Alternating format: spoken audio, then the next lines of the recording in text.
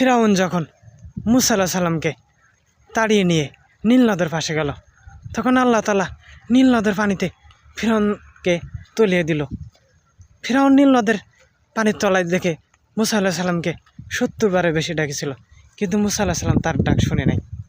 তখন আল্লাহ তাআলা ওহী পাঠালেন, হে মুসা, সে ফিরাউন যদি তোমাকে 70 বার না ডেকে আমাকে একবার ডাকতো, আমি তাকে কাছে টেনে নিতাম, তার সকল গুনাহ মাফ করে দিতাম, তাকে জান্নাতে দিয়ে দিতাম, কিন্তু সে এটা করে নাই। এখন বলেন আল্লাহ তাআলা কত দয়ালু, কত মহব্বতের সাথে এসব আল্লাহ তাআলা ক্ষমা করে দেন। তাই আসো আল্লাহর পথে চলি। ফিরাউন যদি এত গুনাহগার হয়েও আল্লাহ তাআলা তাকে ক্ষমা করে দিতে পারে, আর আমরা তো কত ছোট গুনাহ করি। তা আসুন সবাই আমরা আল্লাহ তাআলার সাথে চলি, আল্লাহ তাআলার পথে চলি, নামাজ কালাম পড়ি। সবাই আল্লাহ তাআলার পথে থাকলে ইনশাআল্লাহ জান্নাতে দিয়ে দিবেন, আমাদেরকে ক্ষমা করে দিবেন।